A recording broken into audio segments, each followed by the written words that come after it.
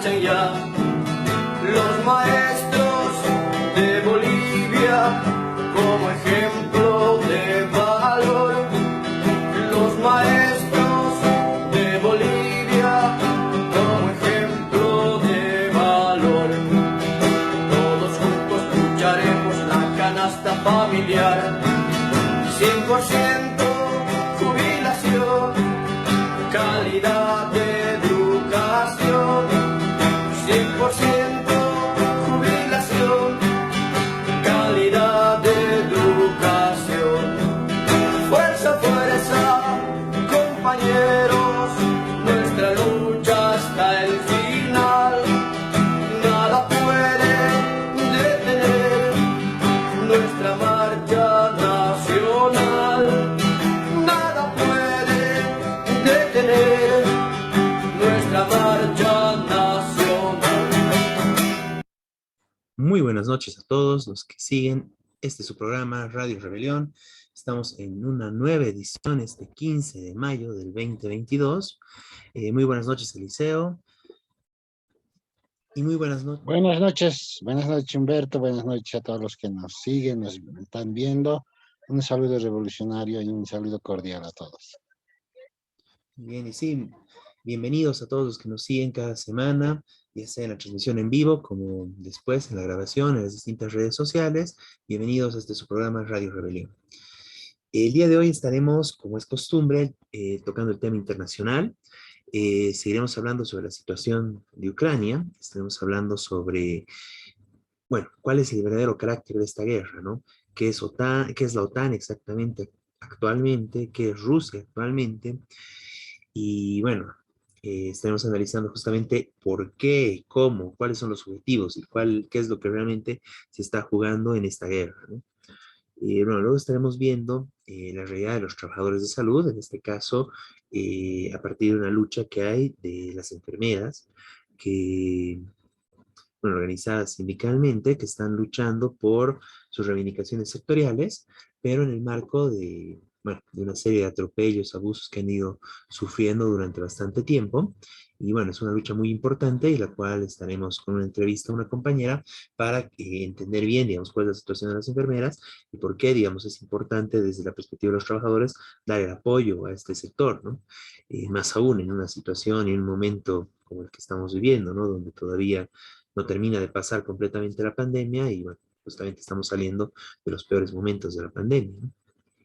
Bueno, luego estaremos conversando sobre el tema del agronegocio. El gobierno ha liberado la importación de agrotóxicos y el país va a empezar a importar una gran cantidad de agrotóxicos, siendo de los países que más van a tener este tipo de, bueno, de tóxicos, ¿no? De pesticidas, etcétera. Y bueno, hay que cuestionar esto, ¿no? Y vamos a hablar y analizar un poco cuál es la situación del agronegocio en general y para quién hace esto el gobierno, ¿no? A quiénes beneficia con esta liberación de las importaciones de estos agentes, bueno, que favorecen a los transgénicos y, bueno, que dañan en muchos sentidos la salud, ¿no? Tanto de la población como, bueno, en general también dañan el medio ambiente. A continuación de esto estaremos conversando, siguiendo en el tema nacional, sobre bueno, la situación universitaria, ¿no? La tragedia que hubo en Potosí, un atentado que cobró la víctima de, bueno, 4 compañeras y, bueno, alrededor de más de 60 heridos, ¿no? De compañeros y compañeras. Realmente nos solidarizamos con las familias, con los amigos de, bueno, de estos compañeros, de estas víctimas de esta situación. eh, Exigimos justicia ante este hecho, pero además es importante analizar, ¿no? Cuál es la situación del sistema universitario y, bueno, realmente qué se necesita, ¿no? Y dadas las circunstancias y este tipo de hechos, apuntamos a que se necesita una verdadera y una nueva revolución universitaria para transformar y reencaminar todo lo que se viene viviendo, bueno, como se evidenció acá en la Universidad de Potosí en, bueno, estos últimos días, pero que es algo que sucede en todas las universidades del país, ¿no? De una u otra forma, en distintos momentos, pero con una situación de crisis general que marca todo el sistema de la Universidad Boliviana. Luego estaremos conversando sobre el Día de las y los Trabajadores Fabriles, que será este 18 de mayo, la próxima semana. Y bueno, estaremos adelantando la salutación a los compañeros y hablando un poco sobre la situación del movimiento fabril frente a este día importante y bueno, en qué situación se encuentran los compañeros. Bien, este es el programa, su programa Radio Rebelión de este 15 de mayo del 2022. Y bueno, arrancamos con la situación internacional. Como es costumbre, tenemos un informe del compañero Miguel y que en este caso lo tenemos a partir de una grabación. Entonces déjenme compartir la grabación para que veamos el informe internacional.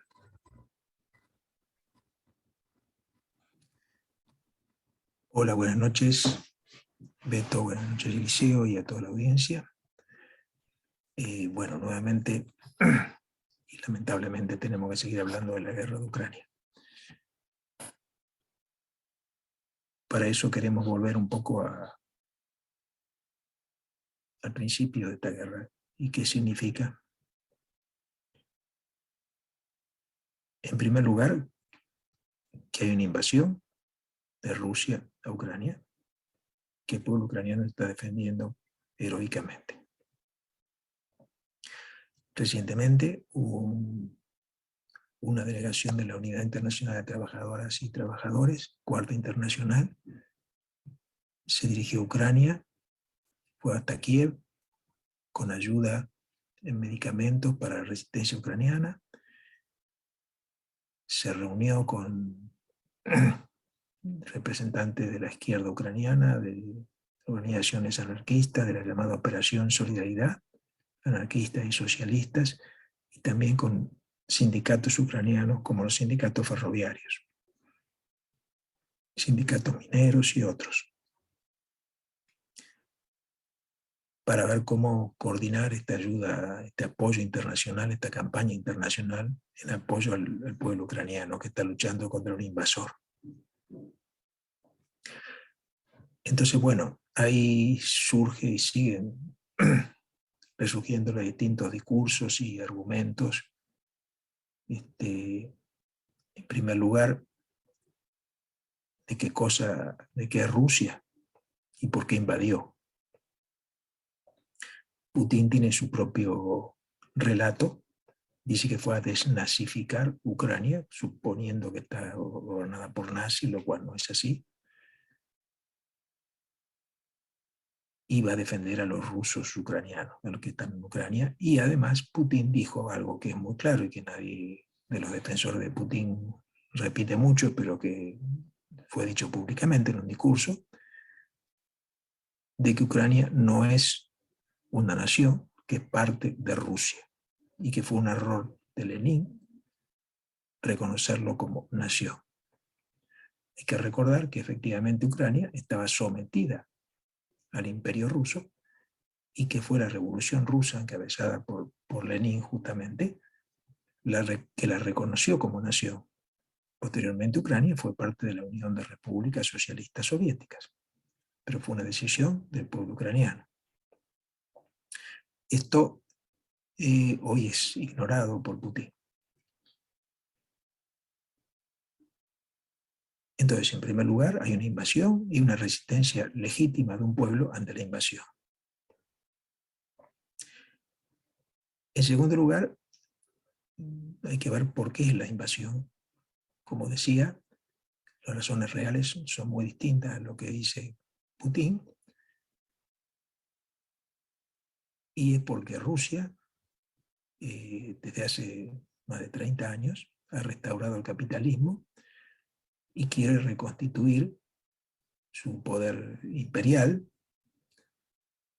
lo que fue el antiguo imperio de los zares, en beneficio de su clase oligárquica, dueña del petróleo y de otras grandes empresas rusas. Esto obviamente no tiene nada que ver con ni socialismo, ni comunismo, ni nada por el estilo.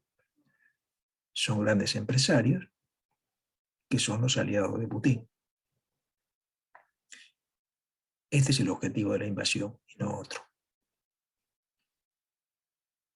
Por otro lado, tenemos el discurso de la prensa y de los medios occidentales en favor del imperialismo norteamericano y de la OTAN, argumentando que Estados Unidos y los países de Europa defienden la libertad, defienden la independencia de los países.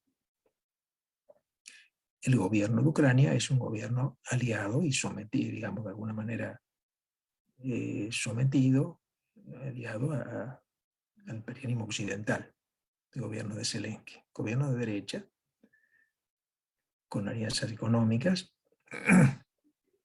que incluso quiso entrar a la OTAN, aunque no está en la OTAN.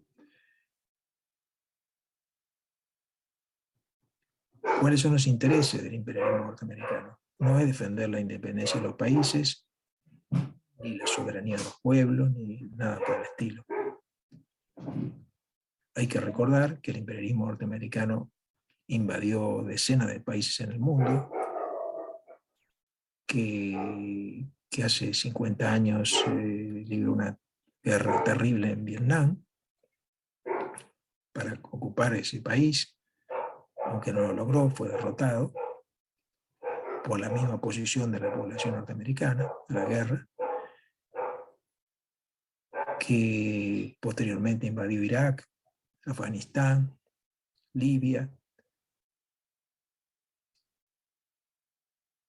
y que en este momento sigue apoyando, después de 70 años, al sionismo del falso Estado de Israel, que con colonos europeos sionistas ha ocupado el territorio palestino y con eso desde ahí domina el Medio Oriente. También está apoyando, entre otros, a Arabia Saudita para su invasión de Yemen, un pequeño país que está pegado a Arabia Saudita, un país árabe también,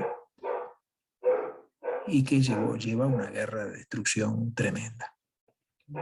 Bueno, esto es lo que es la OTAN, es decir, no es ningún aliado ni del pueblo ucraniano ni de ningún pueblo del mundo. Sin embargo, se disfraza para muchos falsos o izquierdistas o también gente de izquierda honesta, pero que se confunde, piensa que bueno, esto es una guerra entre la OTAN y Rusia. No es así. Hay pugna de intereses, pero la invasión es de Rusia a Ucrania. ¿Qué hace la OTAN? La OTAN simplemente aprovecha la guerra para fortalecerse, para legitimarse, para decir a los pueblos europeos, nosotros defendemos a Europa, defendemos la libertad contra Rusia. Esto hace, bueno, hoy la mayoría de los países de Europa occidental pertenecen a la OTAN. Para nosotros, para nuestra internacional y para la verdadera izquierda, es imperativo luchar por la destrucción de la OTAN, porque los países se vayan de la OTAN. Y así es, por ejemplo, el caso de España, que es un país que justamente va a haber una reunión de la OTAN ahora en junio. Estamos haciendo una campaña en ese sentido. Es decir, la OTAN es enemigo de la humanidad, es aliado, es parte del imperialismo norteamericano. En el caso de América Latina hay un montón de países que tienen acuerdos militares con Estados Unidos, que tienen bases militares de Estados Unidos. Específicamente Colombia, por ejemplo, que recientemente hizo maniobras militares con Estados Unidos e Inglaterra, Gran Bretaña. Bueno, todo esto tenemos que mantenerlo, tenemos que mantener esa bandera de destrucción, de liquidación de la OTAN, de ruptura de toda relación militar con Estados Unidos. Pero esto no puede impedir la solidaridad con el pueblo ucraniano. Por último, en relación a Ucrania, tampoco tenemos ninguna confianza en el apoyo de Zelensky, y eso es lo que nos transmitieron, que es el presidente ucraniano, eso lo mismo nos transmitieron a la internacional los trabajadores ucranianos ferroviarios y los compañeros de Operación Solidaridad, que se mantienen independientes, luchando junto al pueblo, pero no subordinándose al gobierno de Zelensky. Entonces, hoy es fundamental mantener esa solidaridad con el pueblo ucraniano, sin disfrazar las cosas, sin disfrazar, poner a Putin como progresista o como defensor de alguna causa justa, ni tampoco la OTAN. Bueno, esto es lo que quería reafirmar. Buenas noches, gracias Beto, gracias Eliseo. Bien, ahí teníamos la intervención del compañero Miguel. Bueno, es muy importante, ¿no? Traer claridad porque si bien, digamos, lo hemos mencionado, lo estamos debatiendo constantemente, es un debate que está presente, ¿no? Y todo el avance de la guerra, toda la propaganda muy fuerte que se está haciendo, cada vez trae mayor confusión, ¿no? Por el lado de Rusia, todo el ataque de que en realidad sería una guerra contra la OTAN prácticamente, que se estaría librando en territorio de Ucrania, ¿no? Y por el otro lado, bueno, todo tipo de propaganda, ¿no? Donde se lo quiere pintar incluso a Putin como si siguiera con Rusia siendo la Unión Soviética. Eso tanto de parte de gente interesada en mostrar lo malo que podría ser el comunismo, el socialismo, señalando que las barbaridades que hace Putin estarían a nombre de eso, ¿no? Y por el otro lado, de otra gente que tratan de defender su apoyo a Putin y bueno, al imperialismo ruso a partir de, bueno, de simular o asemejar de que es la Unión Soviética, se está reconstruyendo o alguna cosa de ese tipo, ¿no?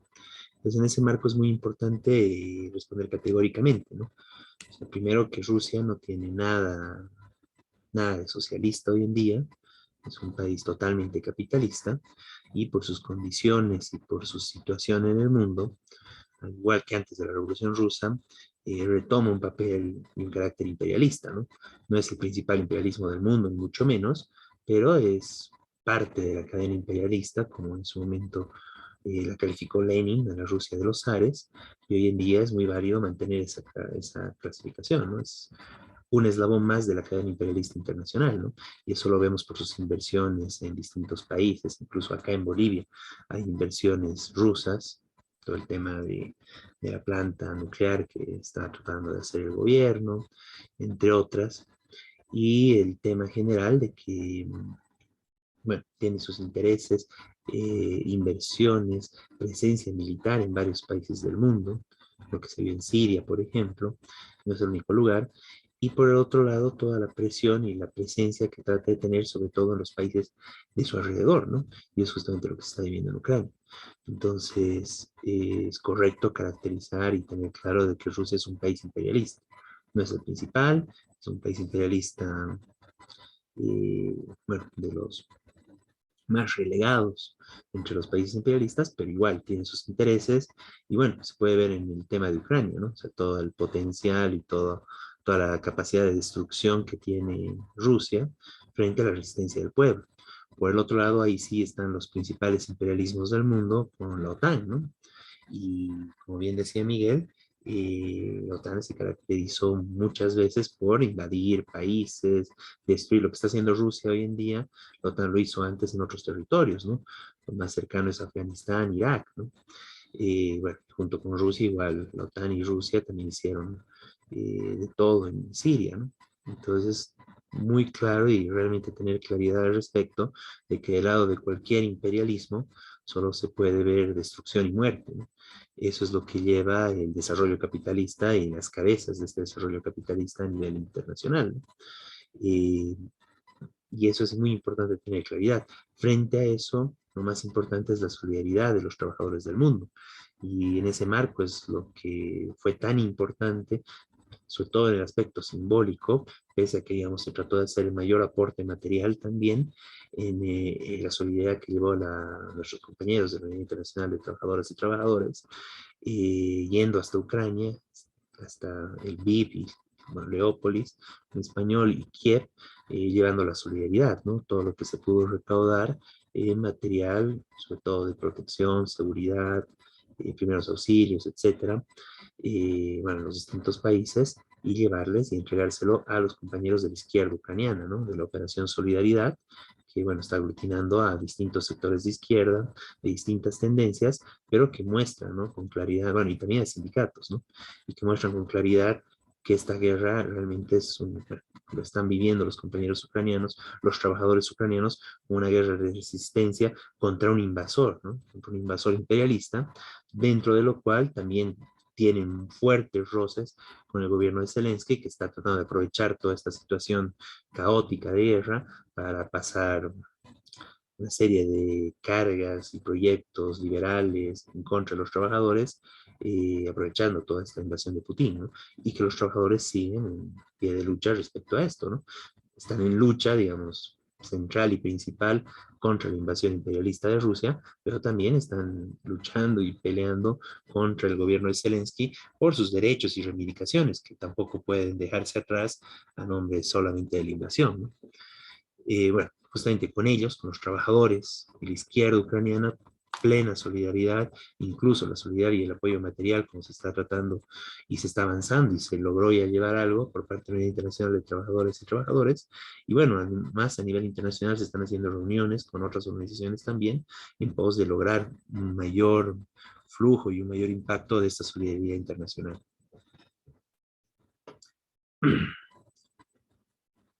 Los otros elementos son, bueno, cuál es el fin de la guerra, como bien señalaba Miguel, ¿no? Que en general es el tema de, bueno, tener mejor ubicación en el mundo y tener los recursos de Ucrania en servicio de, bueno, de todos los grandes capitalistas que son los que están a la cabeza del imperialismo ruso, ¿no? Entonces, frente a eso, obviamente, el rechazo y el repudio justo, internacional y de todos los trabajadores que deberíamos realizar y llevar con mucha fuerza a los trabajadores del mundo, ¿no? Y en general se está realizando de esa forma, pese a, bueno, algunos sectores que tienden y quieren defender, ¿no? Como es el caso de, bueno, todo el chavismo, Evo Morales y compañía, ¿no? Incluso el mismo gobierno de acá, de Bolivia, que no quiere pelearse con Rusia, ¿no? Bien, no sé si quieres comentar algo sobre esto, Liceo.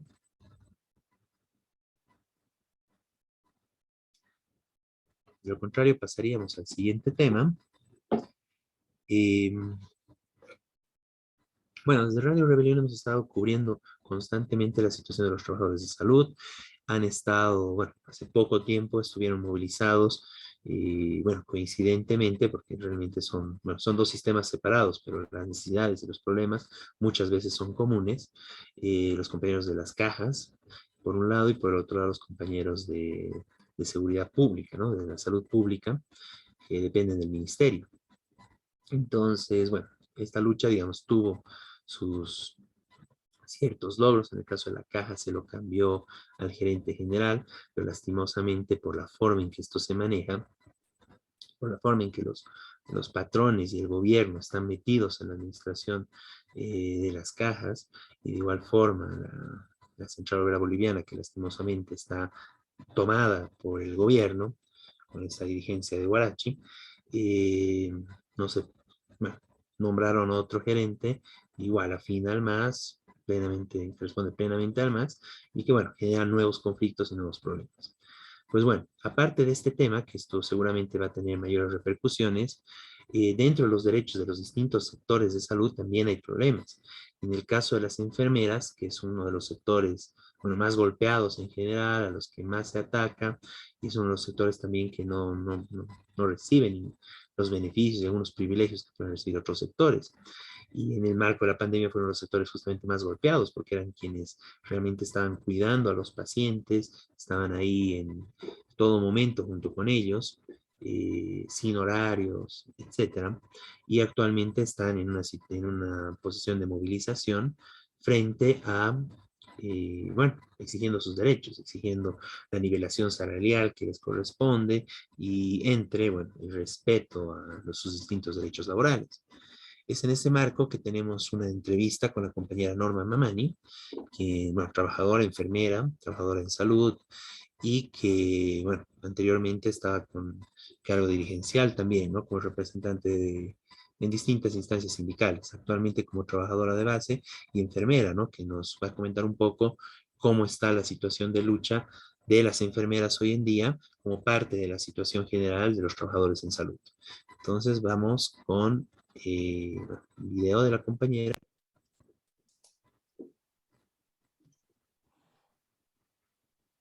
Entrevista a cargo del compañero. Bueno, listo. Buen día, Norma, para Radio Rebelión. Queríamos, bueno, ver el tema de la importante lucha de las licenciadas en enfermería en todo el país. Te pido en primer lugar que te presentes, dónde trabajás, qué cosas haces, digamos, y después empezaríamos con la narración de lo que está pasando. Adelante, Norma. Buenos días para la audiencia.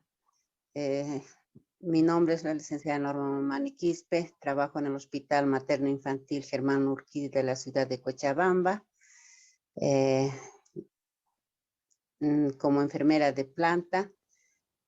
Prácticamente la lucha que estamos emprendiendo, tal vez mediante el CIRMES, es sobre la escala salarial. Nosotros hemos estudiado 5 años a nivel licenciatura como los médicos, pero prácticamente de años no ha sido reconocido. Los sueldos percibimos a nivel técnico superior.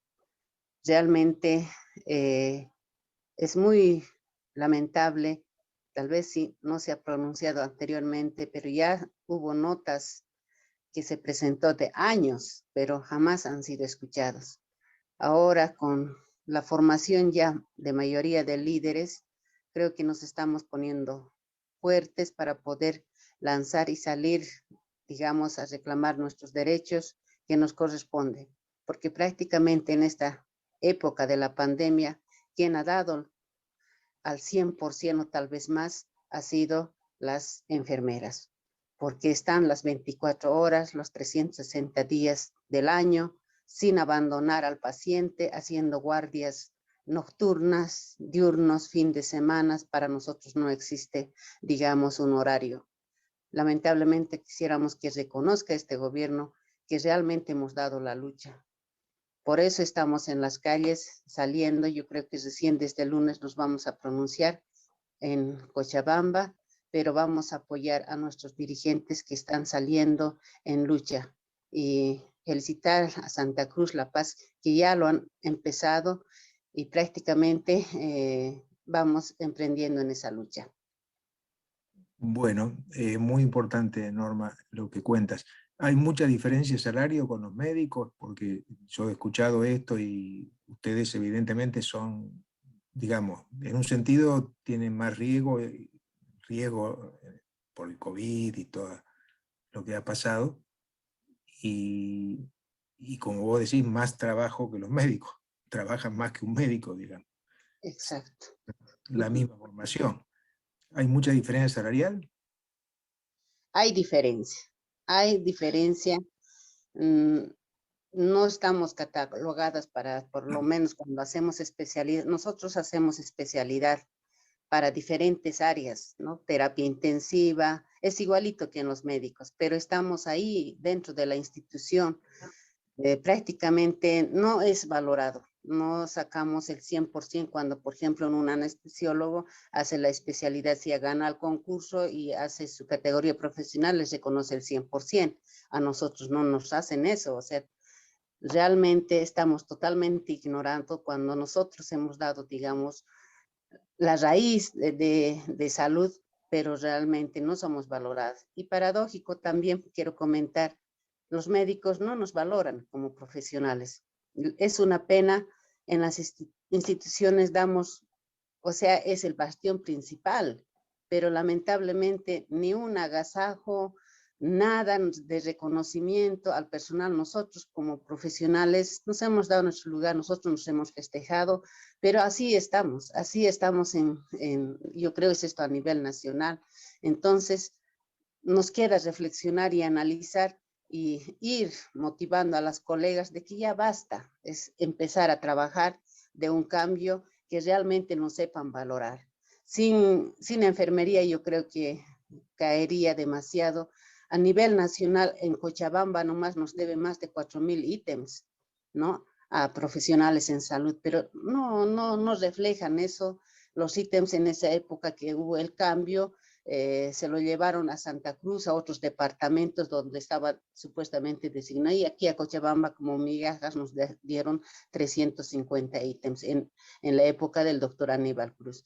Es realmente una pena, ahora están viendo que es necesario, nosotros estamos triplicando el trabajo, pero nadie valora eso. En mi hospital, un ejemplo así cortito nomás, han incrementado servicios, oncología clínica, o sea, varias patologías, pero no han incrementado enfermería, donde tenemos que ir realmente estirándonos, haciendo, y todavía percibimos un abuso de autoridad de parte de los médicos, nos gritan indicando que tienen que internar a la paciente. La paciente no tiene la culpa, pero nosotros cuánto más nos vamos a estirar. Y es una pena, ¿no? Y por eso recién yo creo que mi hospital se está dando cuenta de que seguimos, pero no hay recursos humanos. Y por eso en este último hemos pedido el cambio del director prácticamente del doctor Antonio Pardo de mi hospital. Tiene 2 semanas la federación, ojalá nos colabore la federación departamental. Yo soy ex dirigente, le hemos informado de la situación de nuestro hospital que está en terapia intensiva. Y a ver, ojalá veremos la reacción y las bases nos hemos pronunciado ya justamente el día viernes. Bueno, gracias Norma, muy importante esto. Esta noche lo pasamos en la radio. Muchas gracias por la invitación. Muchas gracias. Gracias a vos. Bien, ahí teníamos bueno, las palabras de la compañera Norma Mamani, enfermera, que está, bueno, refleja la lucha que están llevando a cabo las compañeras, compañeros enfermeros del país. Bueno, justamente en este caso por el reconocimiento de su estudio, de su trabajo, de la labor que realizan a nivel nacional. Y claro, es muy importante el estar pendientes de este tipo de temas y justamente en un marco de bueno, todas las arbitrariedades que se vivió en pandemia, es importante recordar, ¿no? El caso de, justamente, ¿no? Fueron enfermeras las que, bueno, por distintos tipos de contratos que estuvieron viviendo durante la pandemia, las compañeras, digamos, caían enfermas, como estaban con contrato, con cargo de consultoría, no tenían acceso a la salud, ¿no? Entonces, bueno, toda una tragedia que se vio alrededor de eso, o sea, siendo las personas que cuidaban la salud, no tenían derecho a la salud, el Estado no les garantizaba eso, ¿no? Es el tipo de arbitrariedades que vivieron, y bueno, como señala, ¿no? También la compañera, la falta de ítems, ¿no? Y lo que significa de que hay una sobrecarga de trabajo para el personal que ya está trabajando en las cajas, bueno, en los distintos espacios de salud, en las cajas, en la seguridad pública, etcétera, en la salud pública. Y el tema de que, bueno, eso repercute en la queja de todos los distintos sectores respecto al tema de salud, ¿no? Que, bueno, hay que esperar a veces meses para que te atiendan, que la atención a veces es mala y justamente, ¿no? Si es que los trabajadores tienen sobrecarga de trabajo, con demasiados casos, demasiados pacientes, porque no hay ítems, no hay la cantidad de profesionales que deberían estar atendiendo para la cantidad de casos y para la cantidad bueno, de necesidad que hay de atención de salud, bueno, realmente decae toda la atención, decae toda la situación de salud, y ese es el atentado que está haciendo este gobierno en continuidad de lo que fueron los anteriores gobiernos, ¿no? En el marco de tratar de destruir la salud pública, destruir las cajas, destruir estas conquistas importantes de los trabajadores que se lograron ya hace muchos años, en muchos casos alrededor de lo que fue la Revolución del 52, de lo que hablábamos en anteriores programas. Y lo que están buscando es eso, fortalecer el sector privado en salud, que actualmente está creciendo cada vez más, ¿no? Con nuevas clínicas, nuevos hospitales, y es ahí donde va el dinero, porque justamente si en la salud todo el espacio de seguridad social, lo público, lo que es estatal, las cajas, está colapsando, está con pocos ítems, con sobrecarga de trabajo, con todos estos problemas. Entonces, la gente que puede pagar va a lo privado, ¿no? Y ahí se benefician bueno, los empresarios de la salud, ¿no?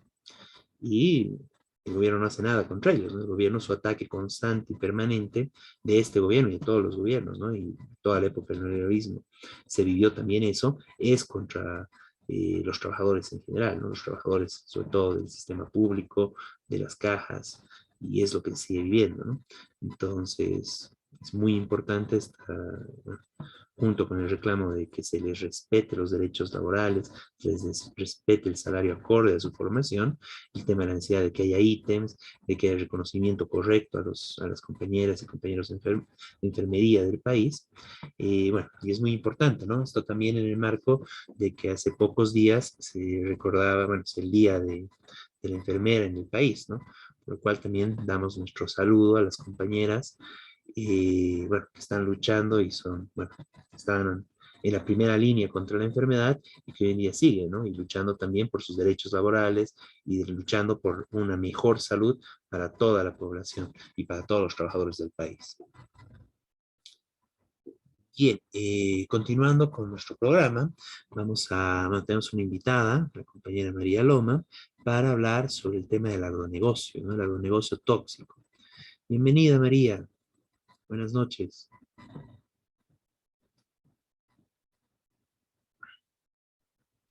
Perdón, muy buenas noches. En este momento voy a abrir perdón. Sí, no te preocupes, María. Bienvenida. Contigo tenemos que hablar de, bueno, este tema, ¿no? De que el gobierno libera la importación de pesticidas, toda la serie de agrotóxicos.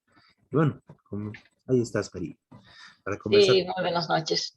Buenas noches. Buenas noches y felicidades por el programa que va nomás explicando o trabajando temas tan importantes que estamos viviendo día tras día. Y uno de los temas que queda medio como sin mayor difusión en medio de la guerra de Ucrania, en medio de lo que pasa en Potosí, de lo que pasa con la defensora, de temas que tienen que ver con alimentación y con la vida, casi no están ni en la prensa, en la televisión. Y hoy, unos minutos, quiero traer una denuncia muy fuerte sobre algo que tiene que ver con la vida y con la alimentación. Y es el tema de cómo es el modelo de la agricultura hoy por hoy y qué está haciendo este gobierno frente al agronegocio, los transgénicos y todo lo que está afectando con los incendios, con las importaciones de tóxicos, que está afectando a la alimentación. Estamos importando hoy por hoy casi por un valor de $700 millones en alimentos, desde la papa, desde manzana, uva, trigo. Sobre esto quiero hablar, si me puedes dar por favor la pantalla, entonces me gustaría... Sí, puedes Sí, compartirlos. perfecto. Sí, ya está, puedes compartirlos. Muy bien. Este es el tema. Aquí vamos. El ministro de Desarrollo Productivo. Vamos a bajar esto un poco. Y Economía Plural en el mes de marzo, abril, fines de marzo, ha decretado un decreto supremo 4702 con respecto a la importación de agroquímicos. Esta noticia casi nos ha comentado, me parece muy bonito porque habla con la publicidad que se ha dado de que se trata de no cobrar por los insumos destinados a la agricultura. 0% de impuestos, de aranceles. Y bueno, lo que vemos aquí es un cuadrito que está circulando donde dice: damos fuerza a la producción de alimentos. Decreto Supremo 4702 del 26 de abril. Esto es de hace pocos días atrás. Esto sería, se aplicaría a fertilizantes y agroquímicos. ¿Suena bien? ¿A quién pero beneficia este decreto? Si vemos que los agroquímicos, desde el año casi 2000, aquí vemos, cuando se utiliza 16 kilos de agroquímicos por hectárea, hoy, bueno, este es de 2017, hoy estamos en por lo menos 50 kilos por hectárea.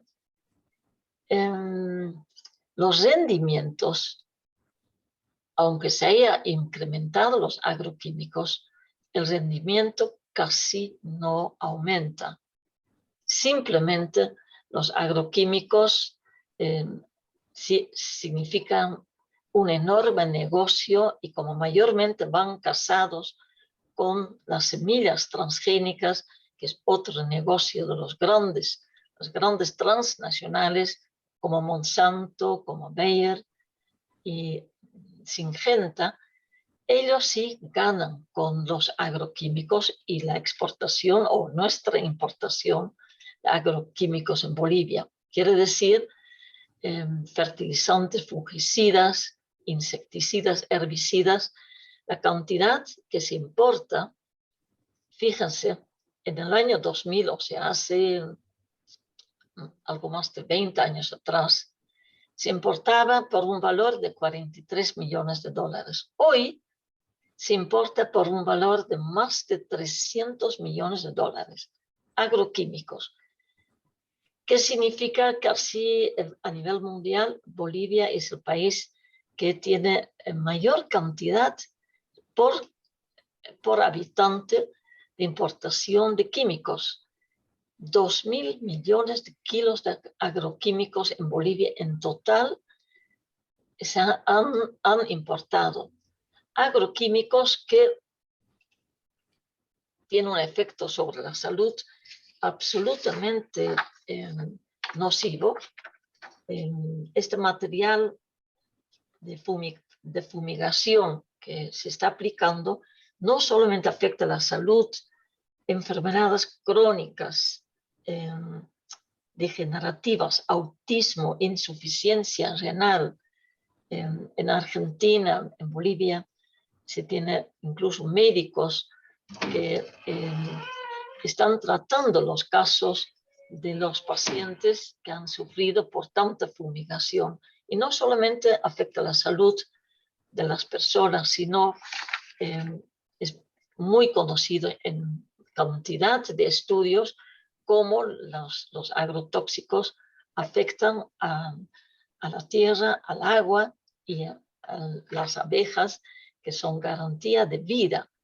Quiere decir que ahora que se va a liberar hasta fin de año la importación de los agrotóxicos, ¿a quién conviene? ¿A las abejas? ¿A la gente? ¿A los productores, pequeños productores agroecológicos? No. Esto obviamente es parte del gran negocio de ANAPO, los productores, los capo, y vemos que cómo este decreto viola a la Constitución, a 10 decretos y leyes que incluso el año pasado el presidente Arce definió en el decreto 4490 que los transgénicos contraviene un principio de seguridad y de soberanía alimentaria.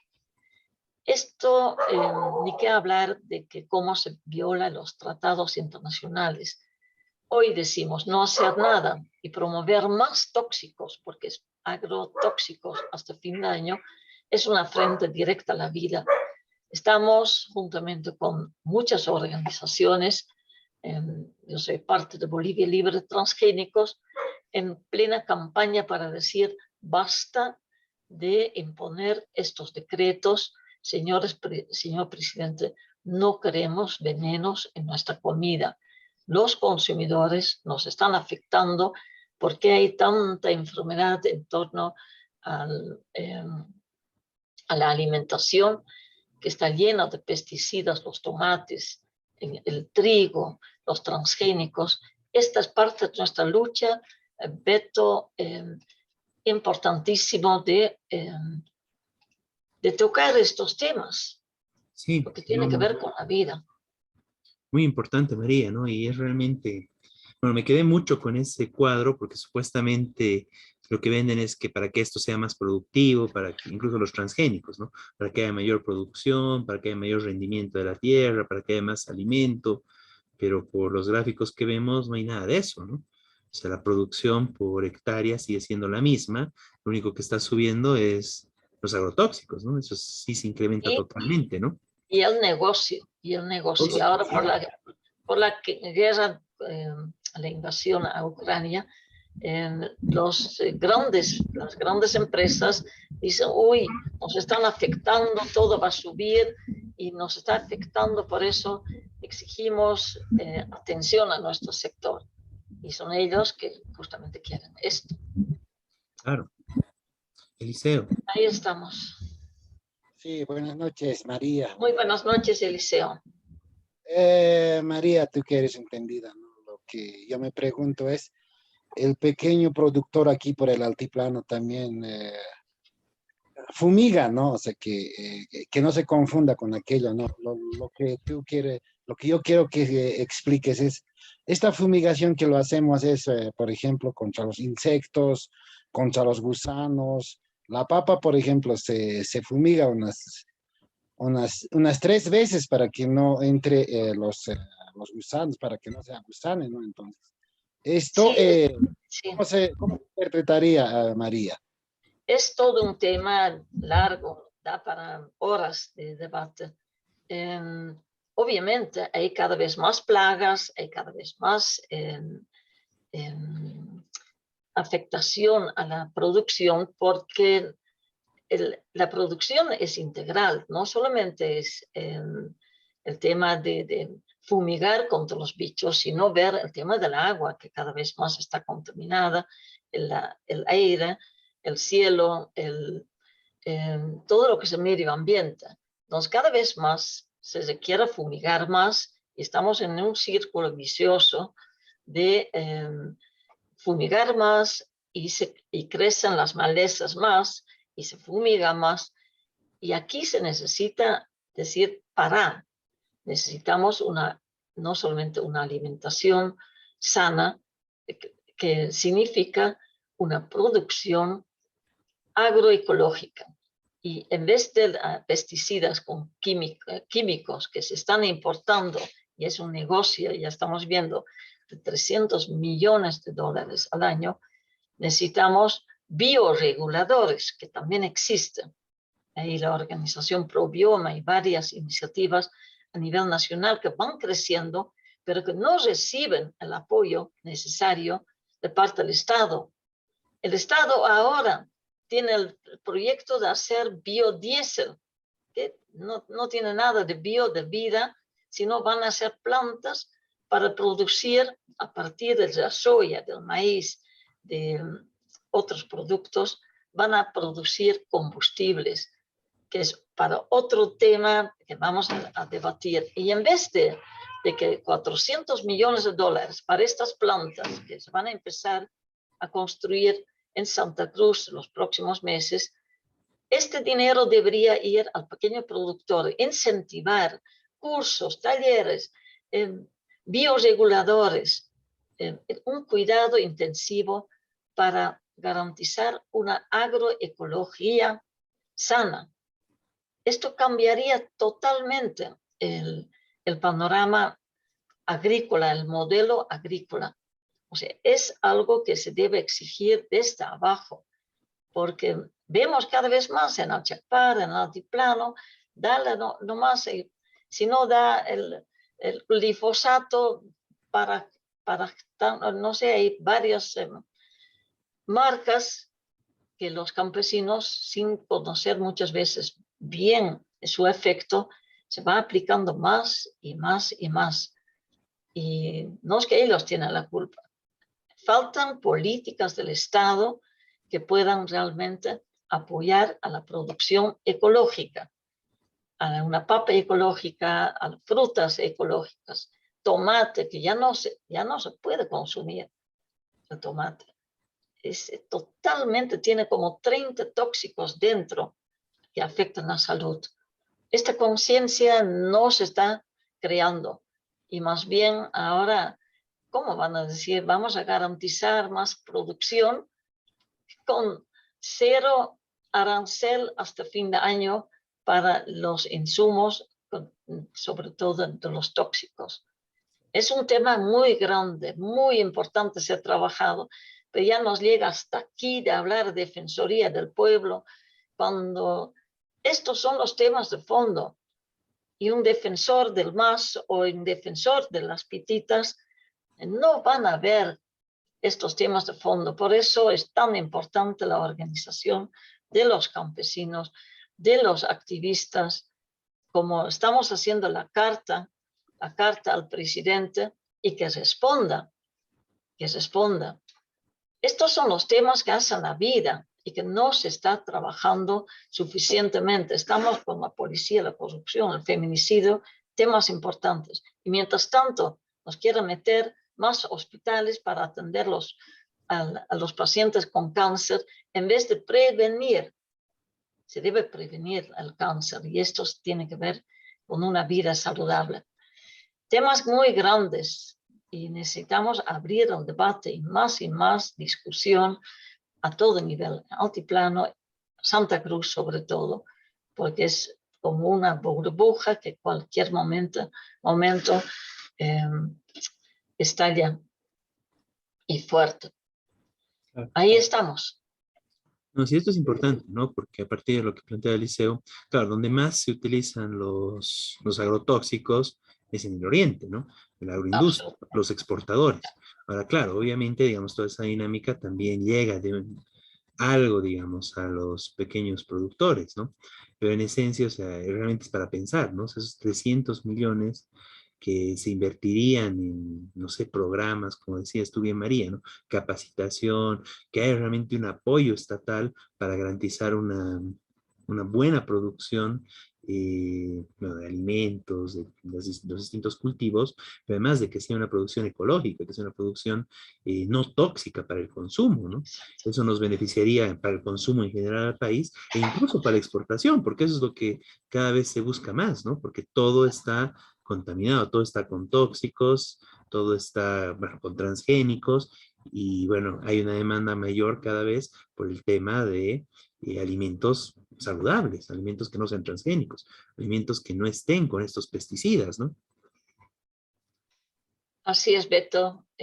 Ojalá tengamos en otro momento un espacio para hablar de estas famosas plantas de biodiesel, porque que es otra aberración y que, claro, dicen, ya vamos a tener biodiesel, ya, como ya no hay gas y estamos subvencionando al diésel de los agroindustriales y de los autos chutos y los buses y camiones. Este es otro engaño, pero monstruoso. Y son casi 400 millones de dólares. En vez de invertir realmente en la alimentación.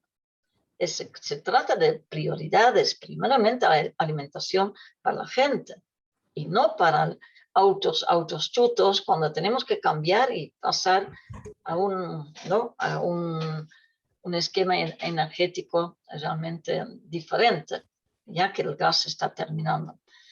Temas grandes, queridos colegas, compañeros, y ojalá se vayan sumando. La próxima semana estamos en La Paz, el 20 de mayo 2021, para hacer una gran campaña en la calle contra la política agropecuaria que está ligada a las transnacionales, como es Bayer, Monsanto. Bayer, aspirineta que, ay, que tan bueno, que tan bien nos hacen. Esta misma empresa tiene millonarios juicios en su contra por el uso de uno de los pesticidas o herbicidas más dañinos, que es el glifosato, que se utiliza juntamente con los transgénicos. Y el gobierno les permite, como permite la Coca-Cola, que nos hace daño. Hay que prevenir, hay que seguir luchando y estaremos en la calle haciendo mucha bulla porque no nos podemos callar. Organizadamente, esto tiene que, también los productores del MAS tienen que darse cuenta que la vida no pasa por los agrotóxicos ni por las plantas de biodiesel que solamente destruyen. Eso, muchísimas gracias, querido Beto, por este pequeño espacio. Y también Eliseo. Muchas gracias, María.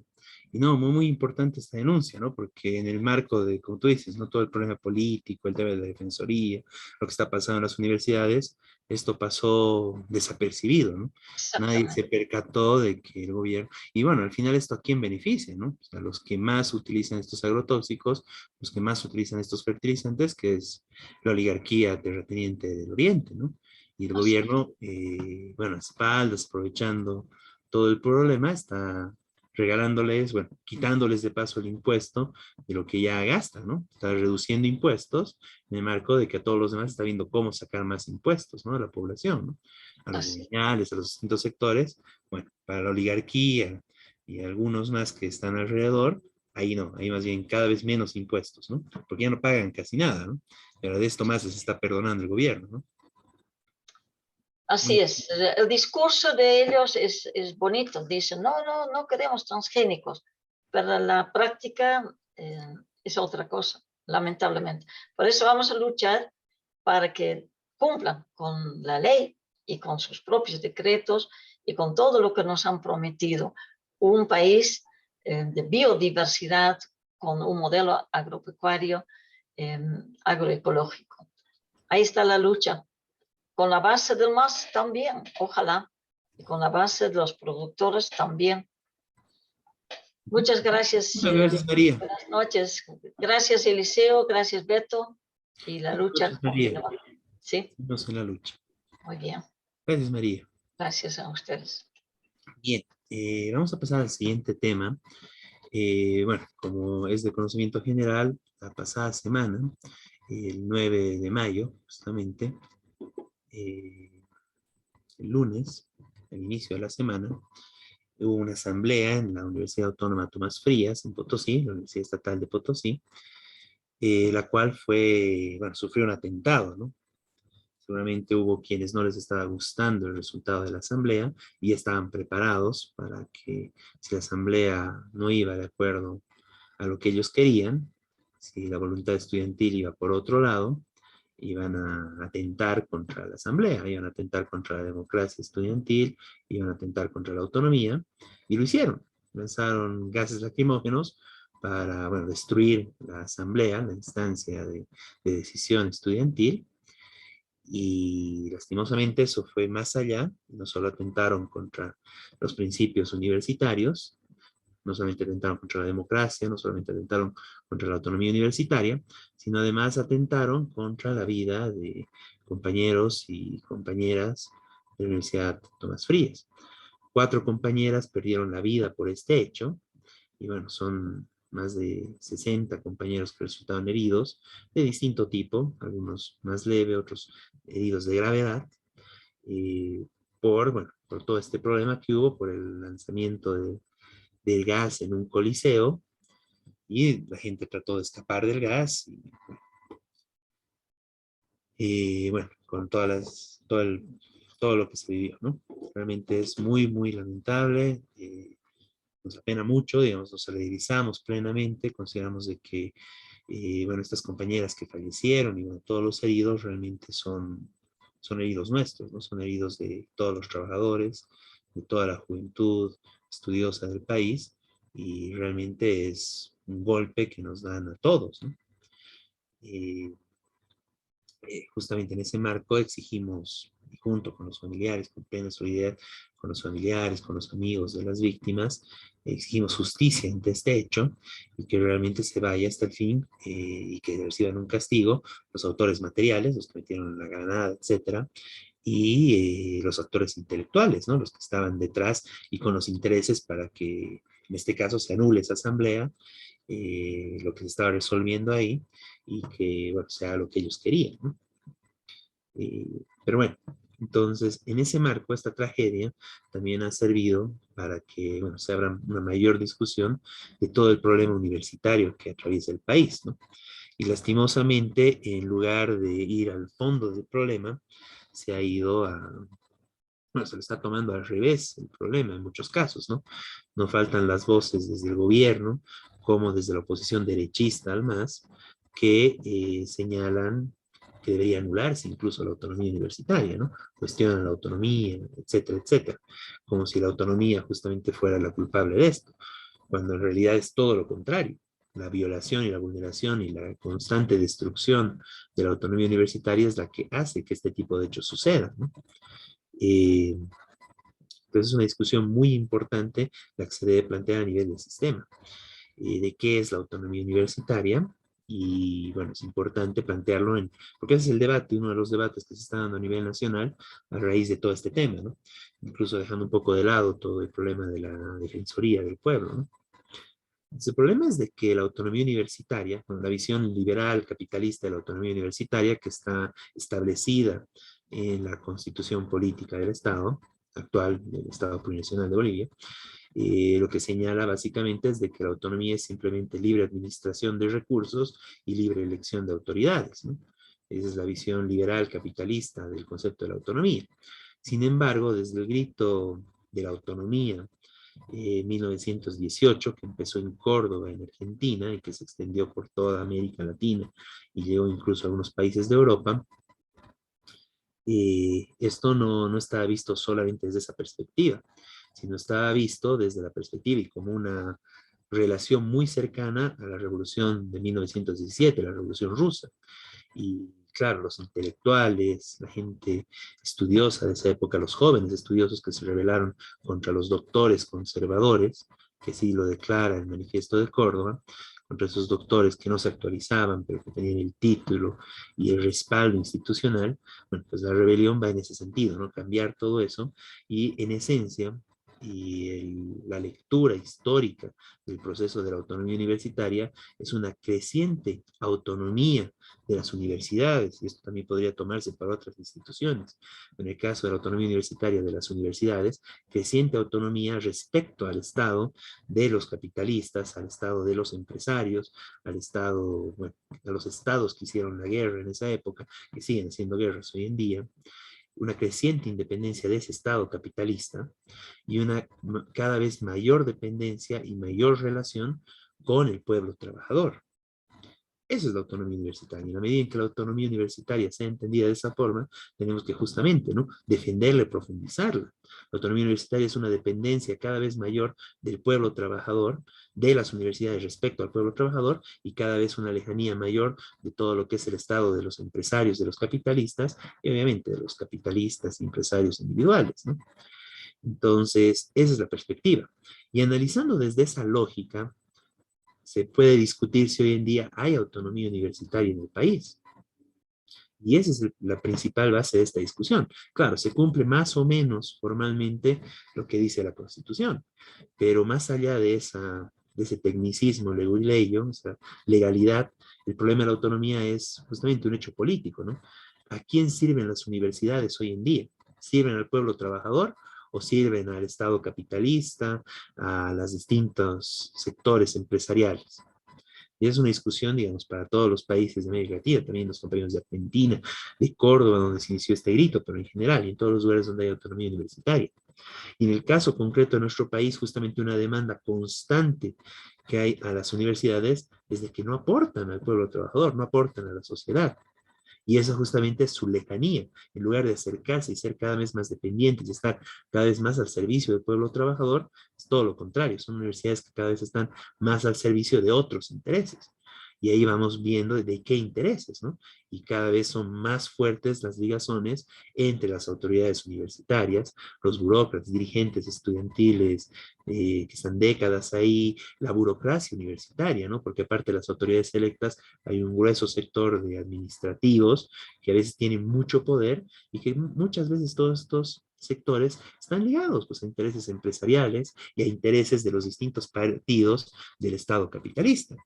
No es casual de que la mayoría, y eso también salió en los medios de prensa últimamente,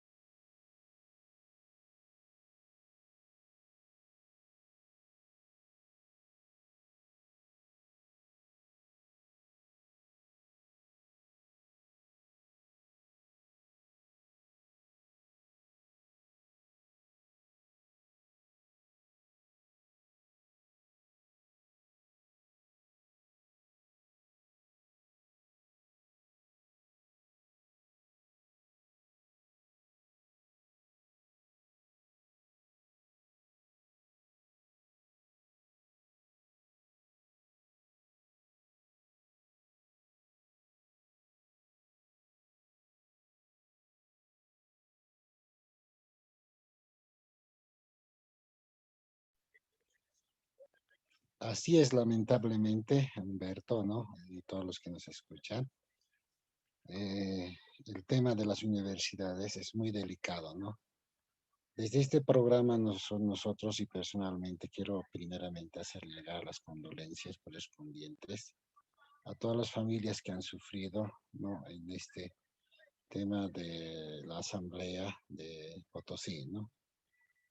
Lamentablemente hay dirigencias que se han apoderado con un grupo de personas y ocurre en todas las instituciones, no simplemente es en las universidades, en otras instituciones también de la misma forma, ¿no?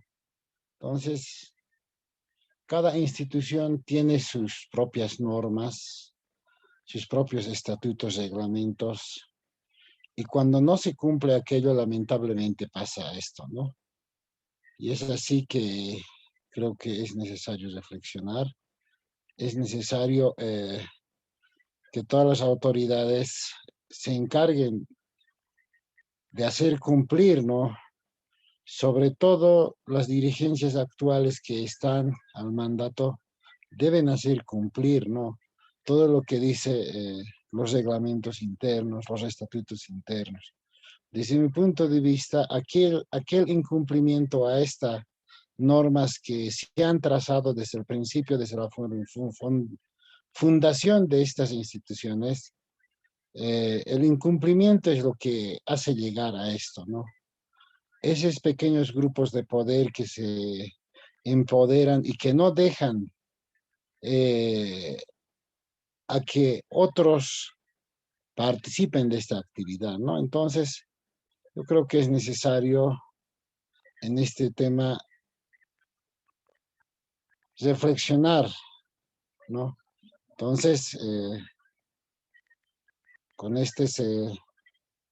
vamos a pedir a Humberto a que pueda regresar, ¿no? Y lamentablemente ha sufrido algunas imperfecciones y vamos a cerrar con esto.